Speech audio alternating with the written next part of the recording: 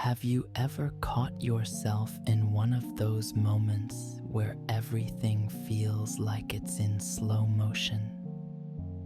Not the good kind, but the frustrating kind where your dreams are moving at the speed of molasses while everyone else seems to be racing past you. It's that peculiar sensation of being simultaneously busy and stagnant, productive yet unfulfilled.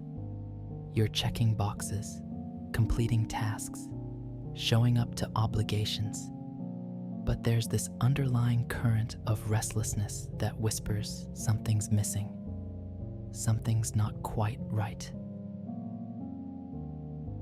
This restlessness isn't your enemy, though most people treat it like an inconvenience, something to medicate away or distract themselves from. But that discomfort, that nagging sense that you're capable of more than you're currently experiencing, that's your internal GPS recalibrating. It's trying to tell you something important about the direction you're heading versus where you actually want to go. The problem is most people ignore this signal.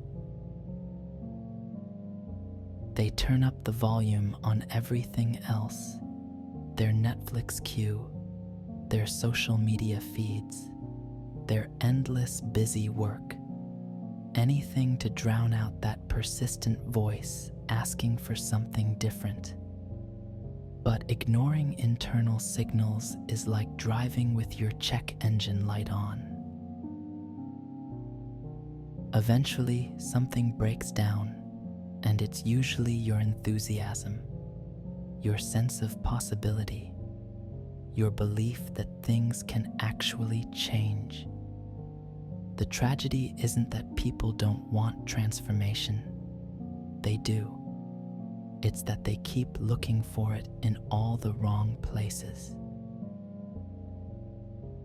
They're searching for external solutions to internal equations, trying to rearrange their circumstances when what really needs shifting is their relationship with uncertainty. Now, here's where it gets interesting. Most people think breakthrough moments happen like lightning strikes, sudden, dramatic, impossible to miss. But real transformation, it's more like water wearing down stone, gradual, persistent, almost imperceptible, until one day you look back and realize the landscape has completely changed. It happens in those unremarkable Tuesday afternoons when you choose to sit with anxiety instead of scrolling it away. When you speak your truth in a conversation instead of saying what you think people want to hear. When you stop apologizing for taking up space in your own life. These micro moments of courage, they don't feel revolutionary when they're happening. There's no confetti, no applause, no immediate reward. Just you, deciding to respond differently to the same old triggers. Choosing curiosity over defensiveness. Choosing boundaries over people-pleasing. Choosing presence over performance. And here's what nobody tells you about these small rebellions against your conditioning. They compound. Like interest in a savings account, except what you're accumulating is self-respect. You start to notice something strange happening. The things that used to send you into emotional tailspins barely register. Someone's passive-aggressive comment, you observe it, file it under, not my circus, not my monkeys, and move on. A friend trying to guilt you into something that drains your energy.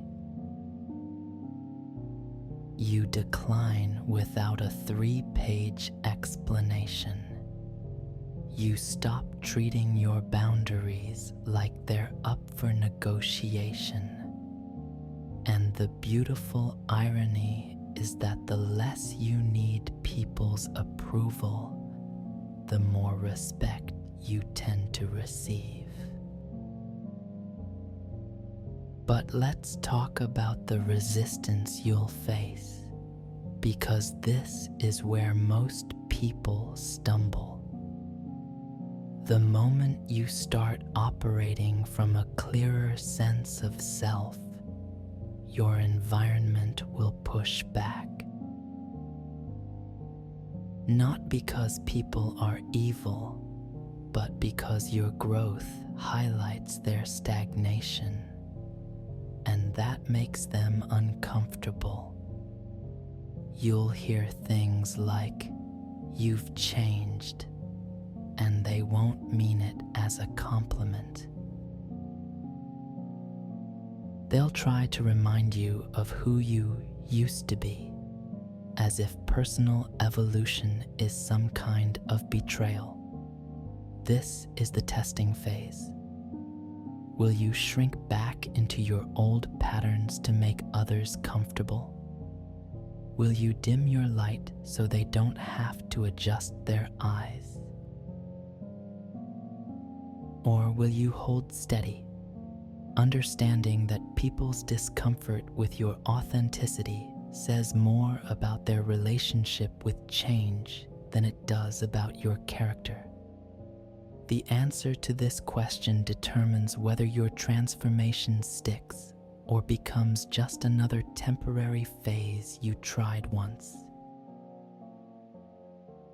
Real change requires grieving the familiar, even when the familiar was suffocating. There's a strange comfort in patterns, even destructive ones. At least you know what to expect. Growth means releasing the known and trusting yourself to navigate the unknown, which sounds inspiring in theory but feels terrifying in practice. You might lose friends who were only compatible with your smaller self. You might outgrow environments that once felt like home. You might discover that some of your goals were actually other people's expectations dressed up as your own dreams. This process of shedding isn't loss, it's refinement. You're not becoming less, you're becoming more accurate,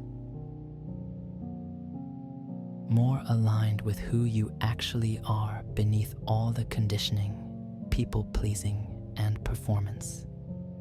And as you shed the weight of other people's projections, something remarkable happens. You get lighter. Not irresponsible light, but free light, present light, authentic light.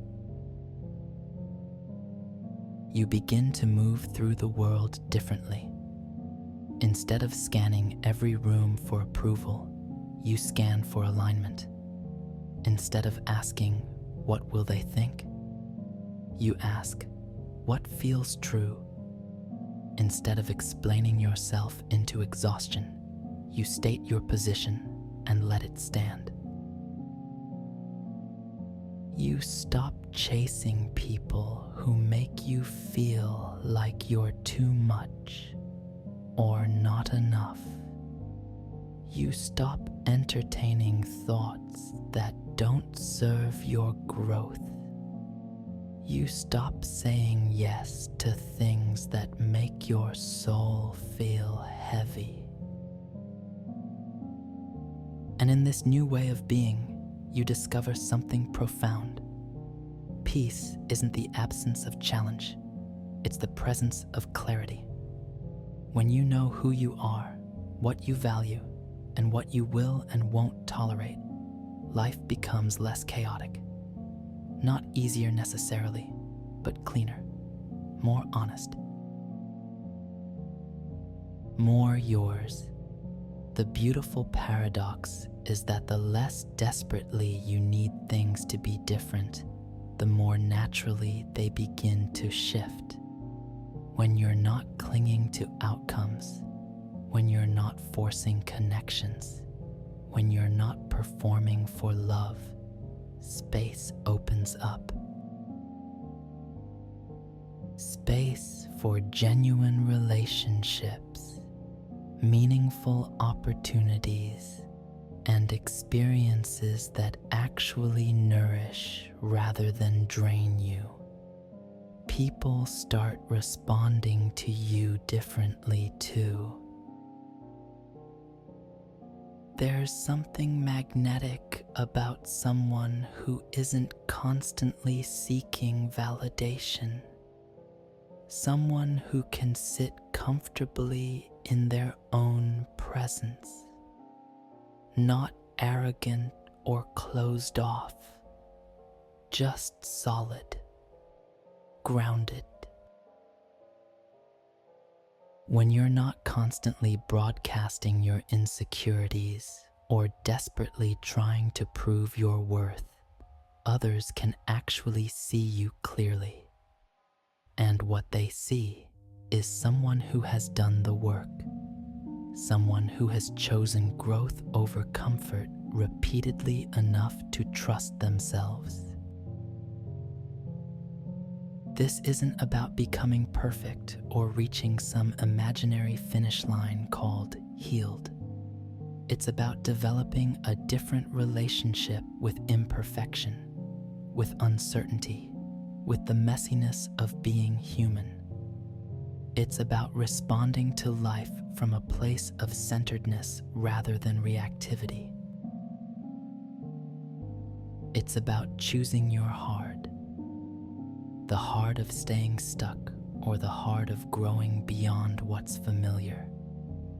Most people spend their lives waiting for permission to be themselves, waiting for the right moment, the right circumstances, the right level of confidence.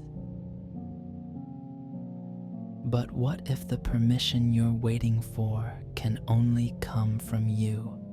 What if the right moment is always now, and the right circumstances are whatever you're facing today? What if confidence isn't a prerequisite for action, but a result of taking action despite fear?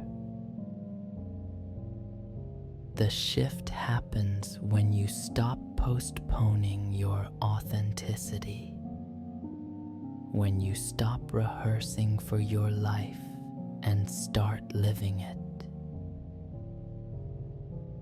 When you realize that growth isn't about becoming someone else, it's about becoming more fully yourself, stripped of all the layers of conditioning that never belonged to you in the first place.